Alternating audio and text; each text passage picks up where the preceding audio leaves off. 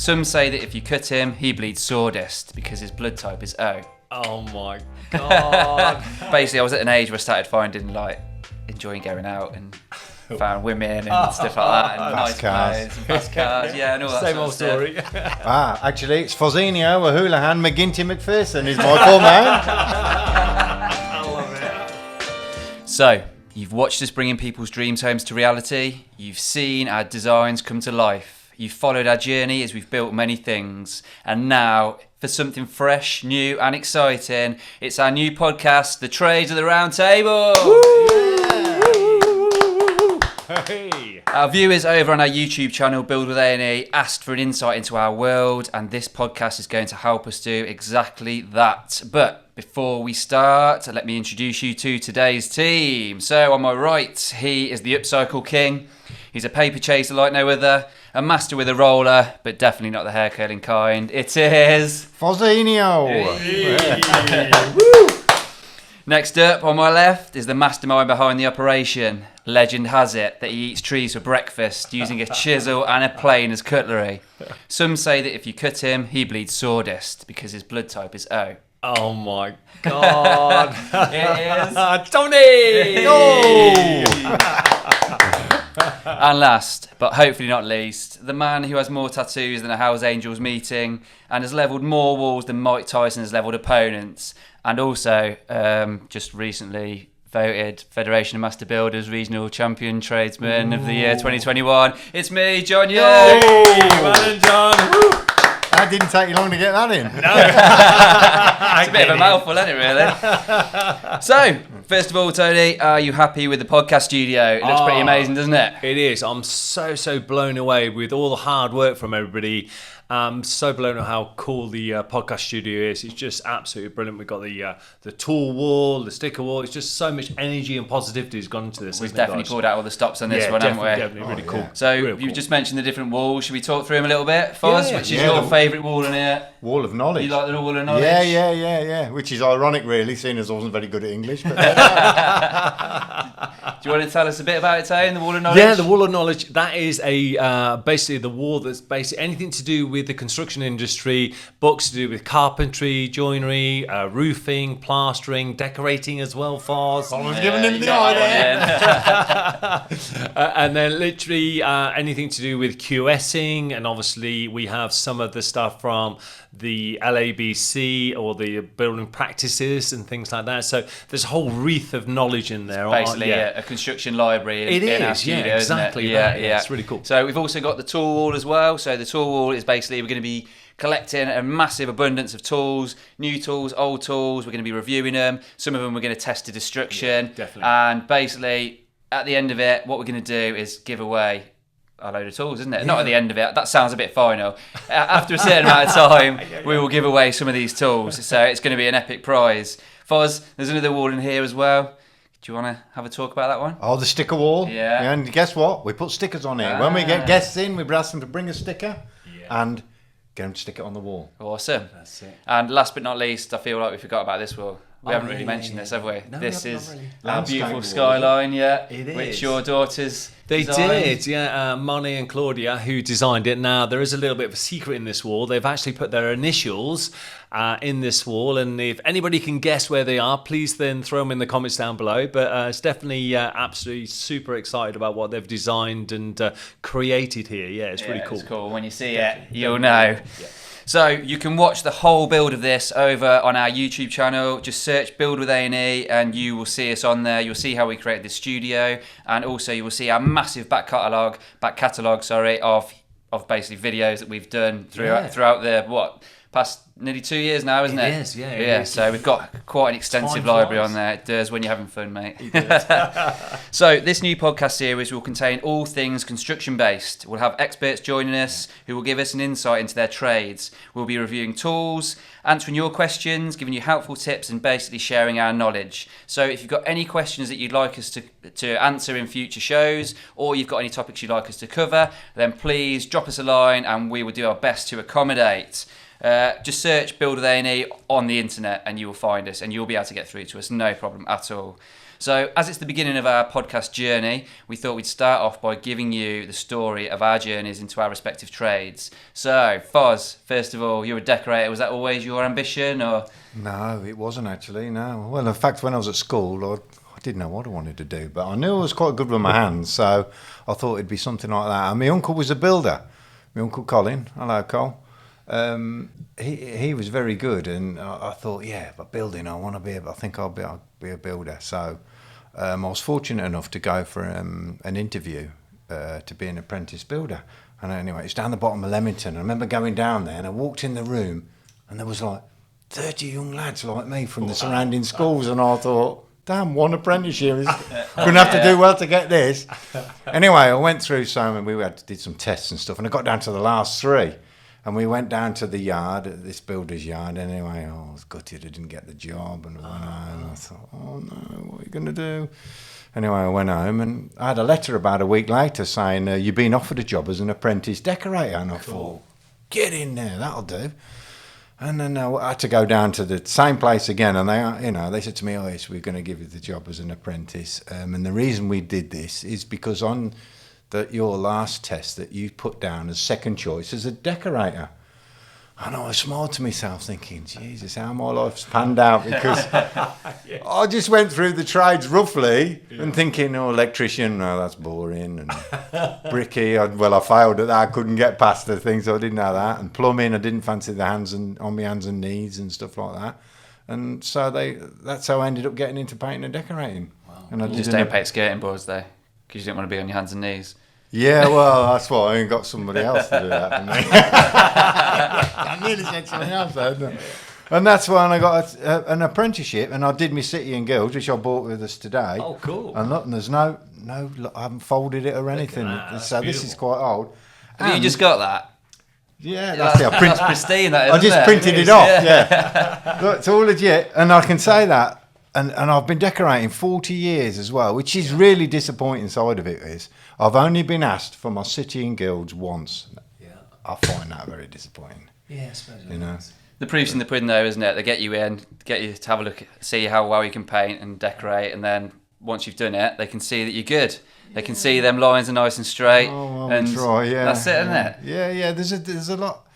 I'd say there's a lot of skill in decorating. Definitely. You're all shouting at the camera now, guys. I know, thinking, But there is a lot of skill in decorating. But I'm going to back my own trade up. No, that's definitely true. That is fast. Definitely true. That's how I ended up being a decorator. So, as you're a decorator, obviously, we're going to ask you a carpentry question.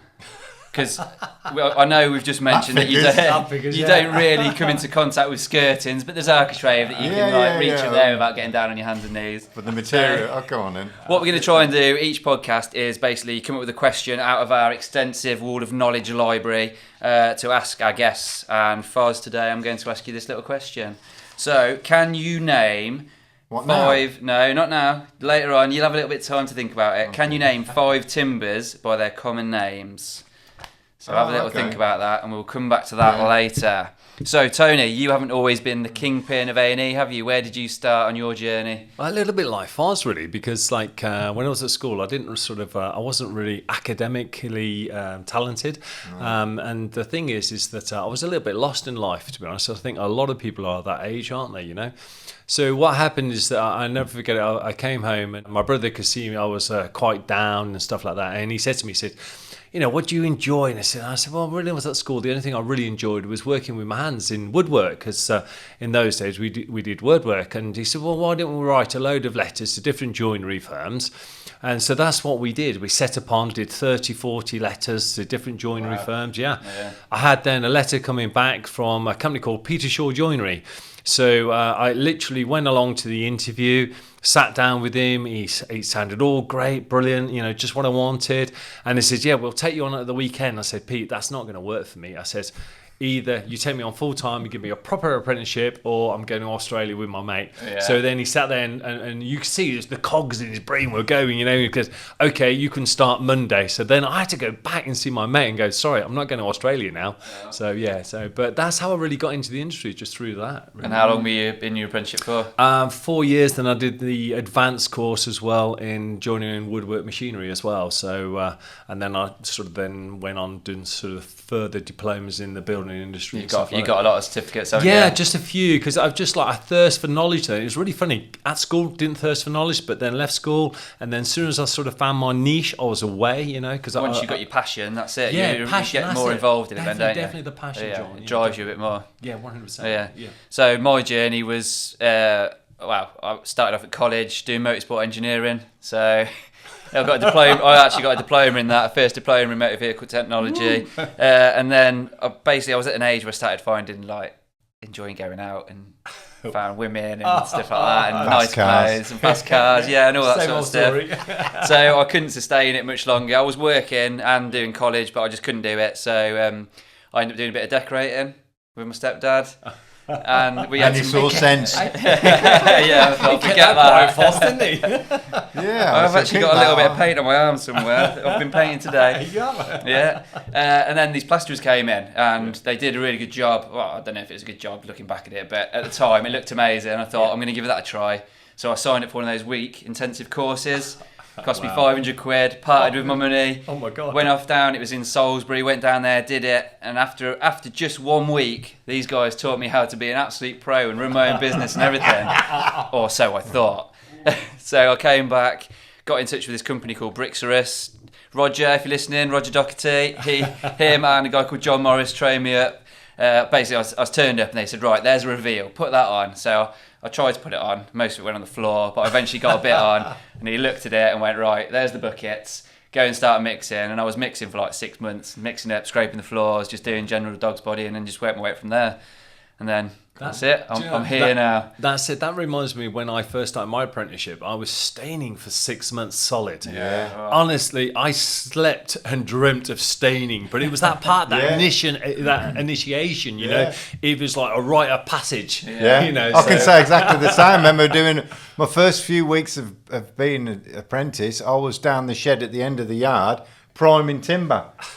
Nothing else, just sent down. It was just like... It's an important part of the learning process, isn't it? Starting at the bottom. Speaking of apprenticeships, so I've got a little statistic here about UK construction apprenticeships. So during the 2018 to 2019 period, there were 2,210 started. If you compare that with the following year, there was only 1,230 people that started an apprenticeship. Wow. So it looks like just with that figure alone, we've got a bit of a trade shortage. It's not great, is it? That is amazing, because it was only last week, my daughter Ella said to me, she's 16 and going on to sixth form, that lads, and she just said what I did, and there is not one woman or chap, boy, going into the construction industry in her year. Wow. And that was like... And I said, you're winding me up. And she went, no. She says, Dad, there is nobody in our year going into construction. So there's no men and women going into the construction industry this year. That is from crazy. Alsford, not that she knew.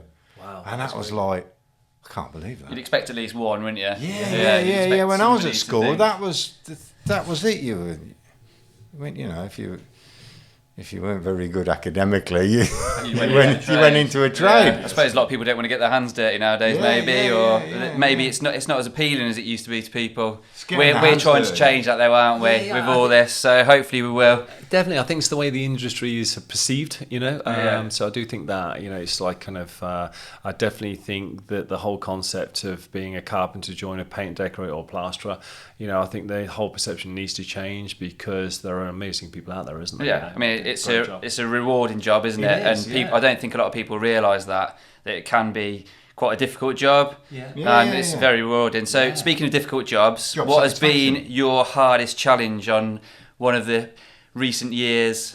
Oh wow, the hardest challenge is man management, I suppose. Yeah. It's just like you just stole that off me. So are we both agreed then that man management? It's really funny. We were debating this. Chris was saying, "Well, what's it?" I said, "Well, man management, same as you, really." I said, "No, it is. It is man management because I think that definitely. You're only as good as the crew around you, aren't you? And if you have a great team, which I do, I'm very blessed to have a great team around me. It makes a massive difference to your work environment, your working colleagues, and also a difference it rubs onto your clients as well. So it's really key. So definitely. Yeah, exactly. So next thing we'll talk about then is the bit that nobody wants to talk about, is when it all goes wrong. Oh God, yeah. So, Foz, what's been your worst little nightmare when something's gone wrong that you didn't really? Painted somebody's house, the wrong house. I put wallpaper and upside down. There you go. Oh dear. I was still an apprentice at the time, so. Well, we'll let you off for that one then. Yeah, it was only 3 rolls as well, but it was for a friend of my nan, and Oh dear. always got that little look off her. Yeah, But sure. I'd say that was ones I can repeat. Yeah. We may have a young audience listening, so we'll stop there. My worst experience was when I did this. So for those of you that are listening, I've got like a 2-inch scar across my arm, the inside of my elbow. Yeah. I was plastering. It was one of your jobs actually. That's right, John. Back in the old days. The old days, yeah. I was doing this, skimming this big ceiling, and I've always been told to keep my trowel flat down on the table. And this one time, this literally the only time I've done it, put it down on its side, and we all know how sharp trowels can get. Yeah. Put it down. As I hopped off the trestles, I put my arms out in front of me, and literally my arm just went across the edge of the trowel, and it was like something out of a Quentin Tarantino movie. It was literally, I'm not even exaggerating. I looked at it, and as I did that, as I opened my arm a bit, it just sort of opened the wound, and it just started squirting out. Oh my God. Yeah, it was everywhere. Thanks to Rich. Rich, if you're listening, cheers, mate. He basically saved my life, because I went through main artery, and it was just pouring out of me, and he had to make a tourniquet out of one of the client's towels. Yeah, that was it. I had to have blues and twos all the way to Coventry, and they had to have surgery on me, but I'm still here to tell the tale. Yeah. How about you, Tone? Hopefully nothing as dramatic as that. Nothing as dramatic as that. But for me, it was in the joinery shop many moons ago, and I literally. In the joinery shop, what you had to do, you had to go on site, you had to then measure the door, you then had to come back to the machinery shop, machine it all up, then build it, then go back onto site and fit it. So it's a great experience through the whole journey. Yeah. But when you're on site, you got your metal tape, your end, you measure it all up. But in the joinery site, sometimes the end of the tape used to go a bit of a knacker. Yeah, so what you used to do is go from the 100 mark. Yeah. So instantly, I was then marking from the 100 mark, but then not adding the 100 mil on to the measurement. So instantly. Got all the frame there, got all the other frame ripped out. I should have checked the frame because that's like one of the golden rules, but I didn't, being young and naive. So anyway, next thing, it didn't fit, did it, by 100 mil. So I then had to load all back of the van, put some shoring ply, get then straight back to the joinery shop, and I sat there, and Pete goes, "Oh, you finished early?" And I said, "Oh," I said, "Do you want a chocolate bar?" I said, "Yeah, sit down and tell me how it's all gone." I said, "Well, actually, that's the thing, Pete." So he's munching on this chocolate bar, and the next thing he's going, "Well, how's it gone then?" I said, "Well, that's the thing, Pete." He says, "It didn't, because I've actually got it 100 mil too small." So his face said it all. So I then just left him with the chocolate bar and I walked out. At least he got a chocolate bar out of it. Yeah. So no ideas about giving me chocolate. Next time something goes wrong, you'll know if I come to you with a Twix. There you go. Yeah, that's it. Yeah. Oh, brilliant. Right, let's go to the question. If you remember, Buzz. I wasn't even thinking about that. So hopefully I can just reel them off. Can you name 5 timbers by their common names? Yeah. Shall I give you one? Oh, yeah. Oak, Get in, straight in. Straight Oak, in. birch, 1, 2, beech. 3. Yeah.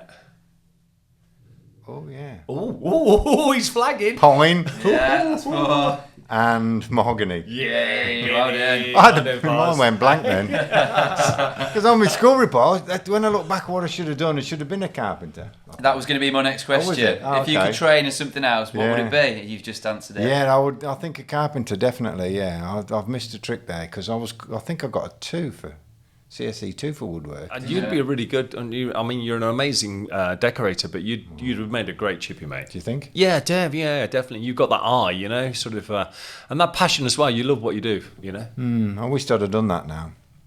instead of living in a cave with a bit of decorating. How about you, Tone? Would you have done anything different? No, I wouldn't actually. No? No, I've got to hand on heart actually say I absolutely love what I do. You wouldn't even have gone to Australia? No. If you had, it could have been a Because lot different. couldn't I it? left school with no qualifications, and for me, it was like a new chance in life, wasn't it? You know, and going to Australia, I don't quite know how it would have all panned out, but getting an apprenticeship at that time was really, really important, and there weren't many going around either. So it was, and I absolutely love what I do with a huge passion, and I think that comes over in all the videos and stuff like Definitely, that. that's what you need, mate. If you enjoy your job, that's it. I mean, same here. To be completely fair, obviously I've done a few different things along the way, and I've obviously trained as a plasterer, but I obviously do a lot more than that now. Yeah, you do. But I wouldn't change for the world what I do. Yeah. I enjoy getting up in the morning. Well, I don't enjoy getting up. Nobody enjoys getting up, but I get up. I don't dread coming to work. I've never once thought like, oh God, I've got to get to work. I actually enjoy it. So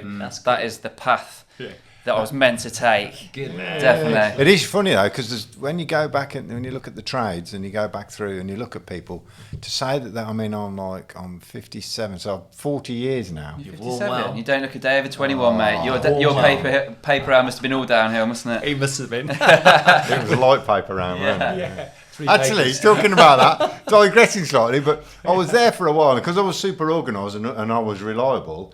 That put me in good stead, because what happened is there was like 8 rounds, and in the end, he had 8 paper boys and me, and I was a spare because I learnt all the rounds, and then if they all came in, I used to go in at 7 and go home at 7:05 and be paid. Result. That was wicked. So it was an easy paper round for me, so that's probably why I weathered well. So hopefully you've learned a bit more about us today. Next time we are going to have with us a planning consultant from Ricketts Architects, and we're also going to be joined by the good people from James Hardy Cladding. If you want to see any more of us, check out our socials. Like I said before, just go on the internet, search Build with A&E, and one of our faces will pop up. Unfortunately, sorry about that. Thank you to Chris for Fuzz. Actually, it's Fozzinho, O'Houlihan, McGinty, McPherson is my full name. I love it. Class. Thanks to Tony. Thanks for having me, man. And a big thanks to you, the listener, for taking a seat at the trades of the round table. Woo! Thank you. Awesome, guys.